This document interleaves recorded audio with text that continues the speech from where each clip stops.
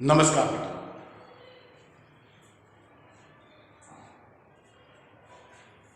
मित्रों, गोलीय सपाटी माटे वस्तुअंतर, प्रतिबिंब अंतर, वक्रता त्रिज्या અને તેમના વક્રીભવનાંકો વચ્ચેનો સંબંધ આપણે સોલ્વ કરી ચૂક્યા છીએ। આ સંબંધ પરથી આપણે લેન્સ મેકર ફોર્મ્યુલા મેળવી લીધી। 1/r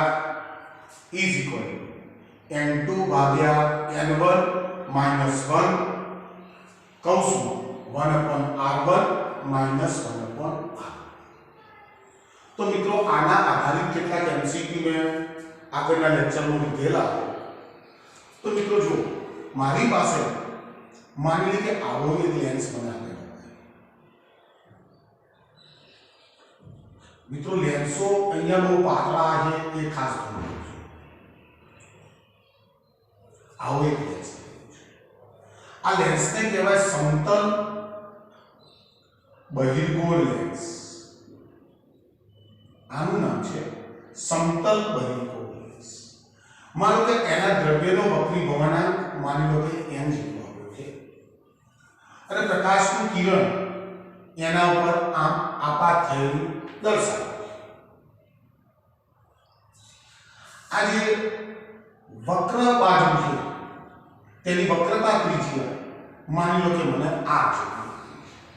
તો મને ઓપ્શન આપેલા છે કે ભાઈ આની કેન્દ્ર લંબાઈ કેટલી થશે એ તો સમજો। વક્રીભવનાંક, વક્રતા ત્રિજ્યા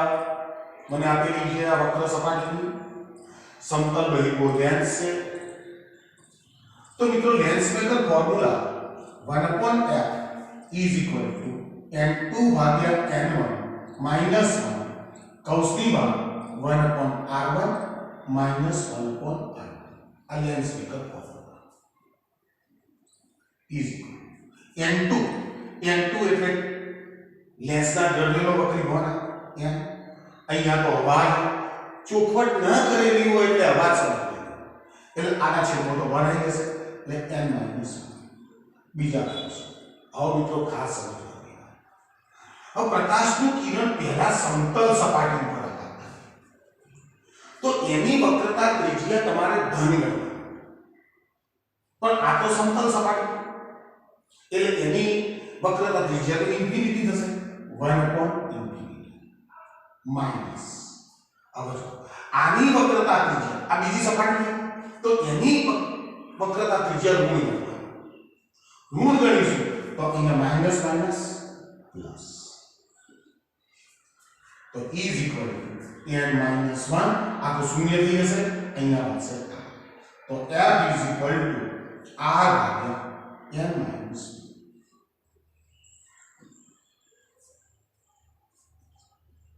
ચલો બરોબર છે। હવે મિત્રો બરોબર સમજો કે અહીંયા n ની કિંમત આ માધ્યમ કરતા તો મોટી હશે એટલે આની કિંમત પ્લસ પડશે। હવે જો મિત્રો બીજું એક માની લઈએ કે મને એક આવો પ્રશ્ન આપેલો છે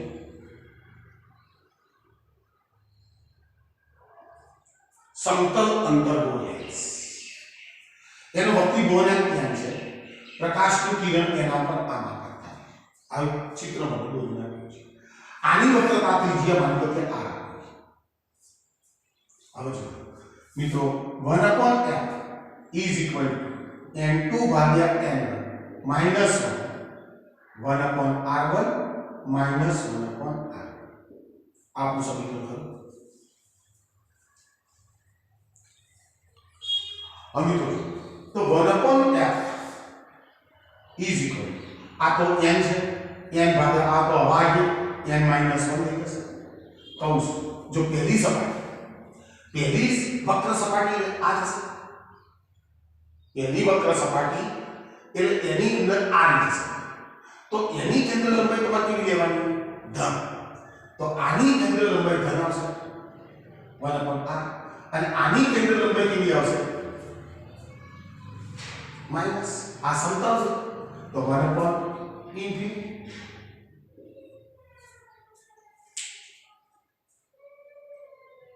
चलो तो कंप्लीट है। तो 1 अपॉन क्या is equal to n minus 1 upon capital. તમારી ભૂલ છે।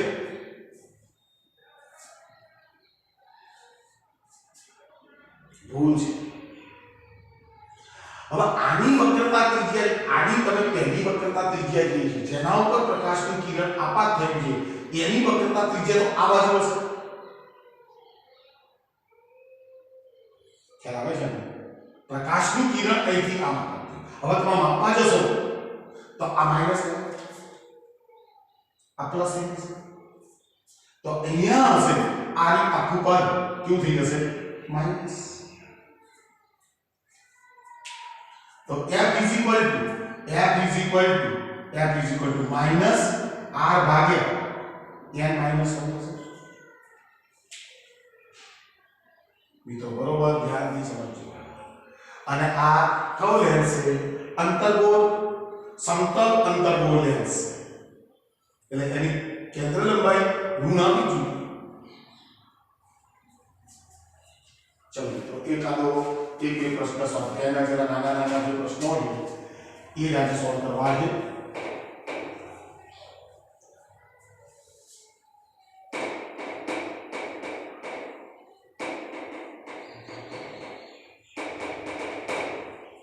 जो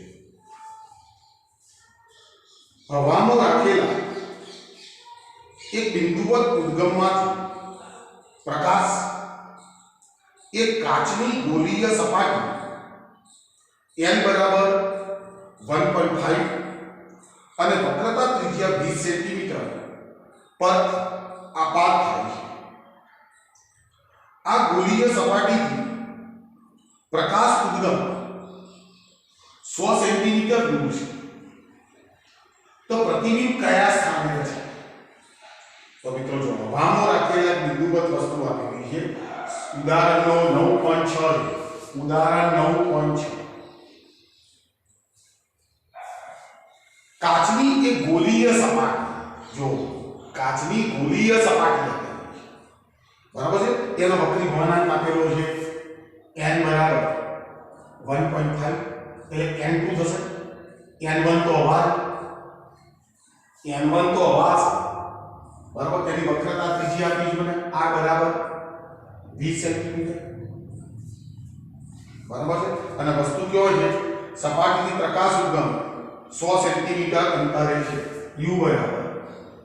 100 સેન્ટીમીટર। તો મને એનું પ્રતિબિંબ મેળવવાનું છે v is equal to question mark. તો મિત્રો એક ગોલીય સપાટી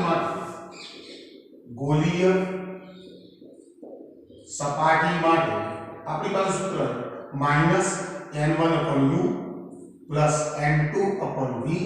is equal to n2 minus n1 upon capital R।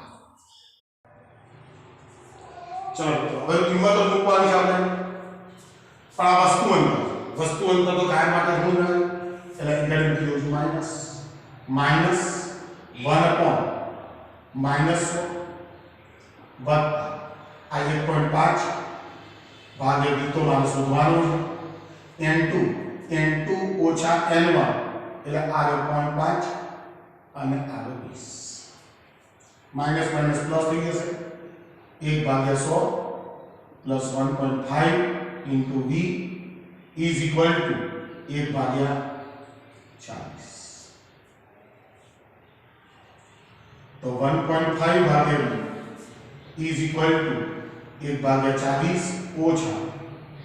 1 भाग्या 100। तो 1.5 भाग्या v is equal to 100 માંથી 40 ગયા તો 60 ભાગ્યા આ 4000 બિંદુ ક્યાં છે? तो v ने सूत्र करता बनाओ तो v is equal to व्यस्त કરવા પડશે ને તો 400 भाग्या 6 गुणिया 2 करो કેટલો આવે છે તો 400 ગુણ્યા 1.5 ભાગ્યા 6 is equal to 100 centimetre 100 v is equal to 100 centimetre plus આવી પ્રતિબિંબ કેવું હશે સાચું માઈનસ છે આ v ની કિંમત પ્લસ આવી એનો અર્થ શું થયો કે પ્રતિબિંબ સાચું તો મિત્રો આ આપણો છે 9.6 હવે મિત્રો જો એક બીજો પ્રશ્ન છે ઉદાહરણ 9.7 એક જાદુગર તેના પ્રયોગમાં એક પ્રવાહીમાં રાખેલા કાચના લેન્સ n બરાબર 1.47 ને અદ્રશ્ય કરે તો પ્રવાહીનો વક્રી ભવનાંક કેટલો હશે શું આ પ્રવાહી પાણી હોઈ શકે હવે સાંભળો હવે મારે આ લેન્સને અદ્રશ્ય કરી નાખવું છે બરાબર કે જેનો વક્રી ભવનાંક 1.47 છે મને અહીં આજુબાજુ હવા દેખાય ના હવે હવાના વક્રી ભવનાંક વાળી વસ્તુ હું મૂકી દઉં તો મને દેખાય ના કેમ ના દેખાય કારણ કે બંનેના વક્રી ભવનાંકો સેમ છે ખ્યાલ આપે છે તમને હું પાણી ભરેલી ડૂબલ છે એની અંદર એક ગ્લાસમાં પાણી લઈ અને એક નવું પાણી અંદર લેલું તો એ નવું પાણી મને દેખાય તો કેમ નહીં દેખાય કારણ કે બંનેના વક્રી ભવનાંકો તો એક સરખા તો હું જ્યારે આ પ્રવાહીમાં આ લેન્સને મૂકીશ અને એ દેખાતો નથી તો એનો અર્થ શું થયો કે તમે જે પ્રવાહીમાં એને નાખ્યો છે એ પ્રવાહીનો વક્રી ભવનાંક પણ 1.47 હશે ત્યારે આપણને ના દેખાય બરાબર છે ને તો મિત્રો બરાબર સમજો કે એનો વક્રી ભવનાંક છે એટલે થાય શું ખબર એ સમતલ સપાટી તરીકે વર્તવાનું નહીં આપણને અંદર કશું દેખાય જ નહીં ભલે કે લેન્સ અંદર છે કોઈ ના દેખાય તો મિત્રો આ મટીરીયલ કયું છે તો ગ્લિસરીનનો વક્રી ભવનાંક 1.47 છે ચલો આગળ વધું છું સ્વાધ્યાયનો 9.7 નો પ્રશ્ન છે સ્વાધ્યાયનો 9.7 નો દાખલો સ્વાધ્યાયનો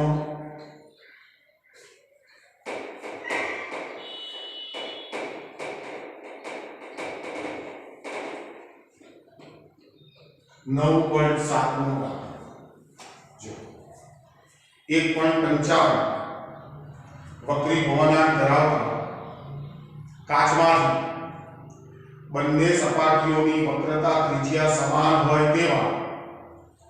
દ્વિબહિર્ગો લેન્સ બનાવવા છે તો 20 સેન્ટીમીટર કેન્દ્ર લંબાઈ મેળવવા માટે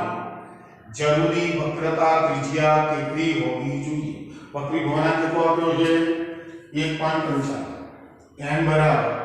1.55 વક્રી ભવનાંક આપ્યો બંનેની વક્રતા ત્રિજ્યાઓ સરખી r1 બરાબર r2 બરાબર r દ્વિબહિર્ગો લેન્સ બનાવવાનો કેન્દ્ર લંબાઈ કેટલી આપવાની છે f બરાબર 20 સેન્ટીમીટર તો મને એમ કહે છે એની વક્રતા ત્રિજ્યા r મારે કેટલી રાખવી પડે આવો તો મિત્રો લેન્સ મેટર ફોર્મ્યુલા લઈ લો તો 1/f is equal to n2 ભાગ્યા n1 minus 1 કૌંસમાં 1/r1 minus 1/r બરાબર હવે 1/f is equal to n2 એટલે લેન્સના દ્રવ્યનો વક્રી ભવનાંક 1.55 આ તો અવાજ કૌંસમાં 1/r પહેલી વક્રતા ત્રિજ્યા ધન લે બીજી વક્રતા ત્રિજ્યા ઋણ લેવાની 1/r માઈનસ માઈનસ પ્લસ તો 1/f f ની કિંમત 20 ને f ની કિંમત 20 is equal to 1.55 માંથી 1 ગયો એટલે 0.55 અને અહીંયા આવશે 2 ભાગ્યા r તો r ને સૂત્ર કરતા બને r is equal to 0.55 ગુણ્યા 2 ગુણ્યા 20 તો तो r इज इक्वल टू કેટલા આવે છે 0.55 ગુણ્યા 2 ગુણ્યા 20 22 તમારે એની વક્રતા ત્રિજ્યા 22 સેન્ટીમીટર લેવી પડે કે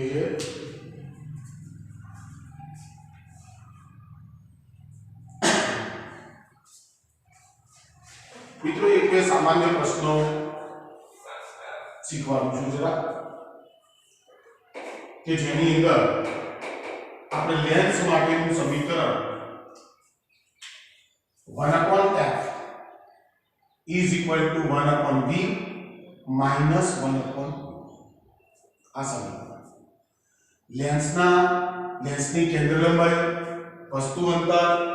અને પ્રતિબિંબ અંતર વચ્ચેનો સંબંધ तो एक बहिर्गोળ चेक करिए છીએ एक बहिर्गोળ लेंस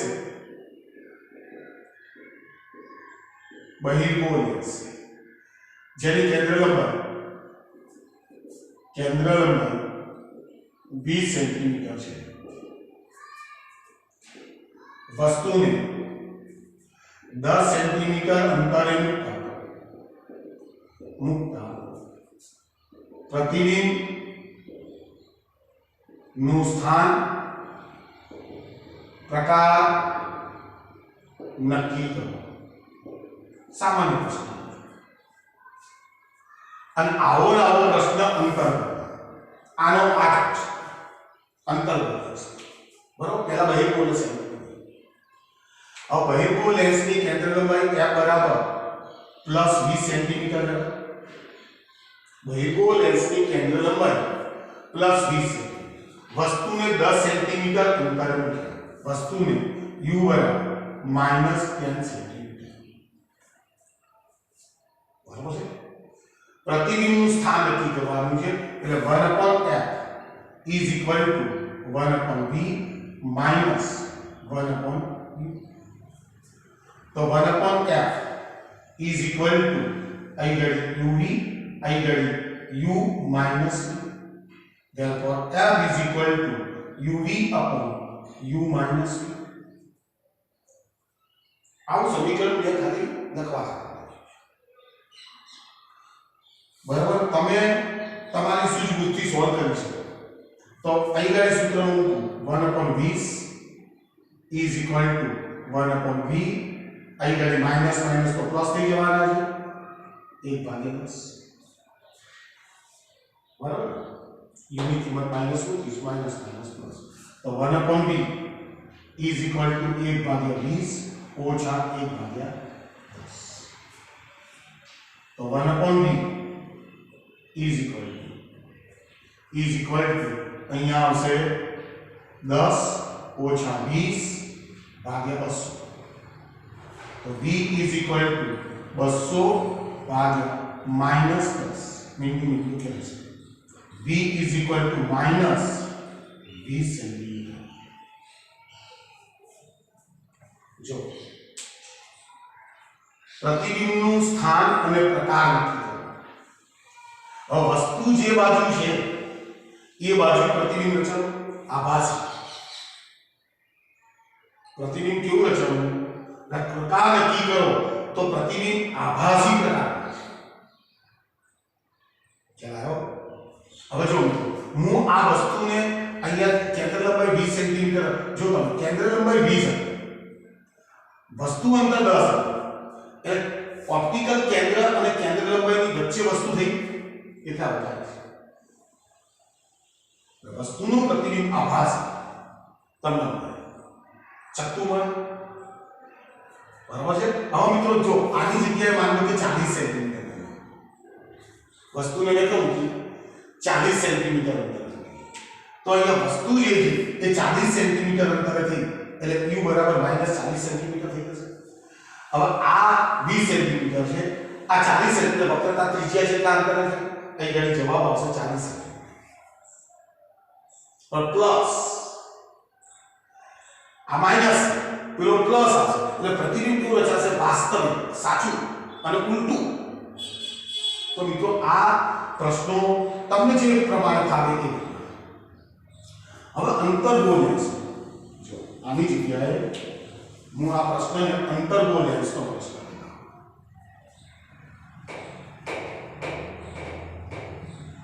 તો અંતર્ગો લેન્સ આ છે અંતર્ગો લેન્સની કેન્દ્ર લંબાઈ 20 સેન્ટીમીટર છે વસ્તુને 40 સેન્ટીમીટર અંતર તો પ્રતિબિંબનું સ્થાન પ્રકાર નક્કી કરો તો 1/f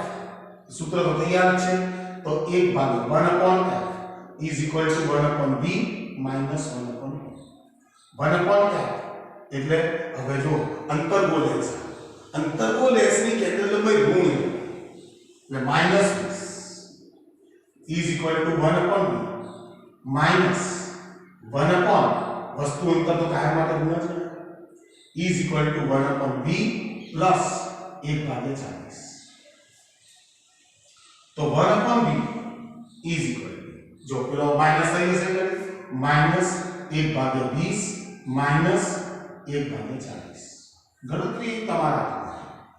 is equal to minus 1/20 વત્તા 1/40 is equal to माइनस અહીં ગણી 60/4 નું 800 बिंदु कैंसिल 1/b तो b is equal to minus 80/6 तो 40/3 minus 40/3 तो 40/3 कितना है ये जो लीजिए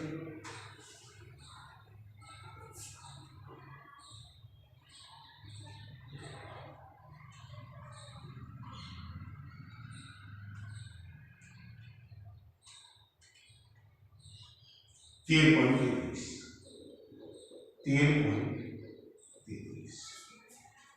હવે જો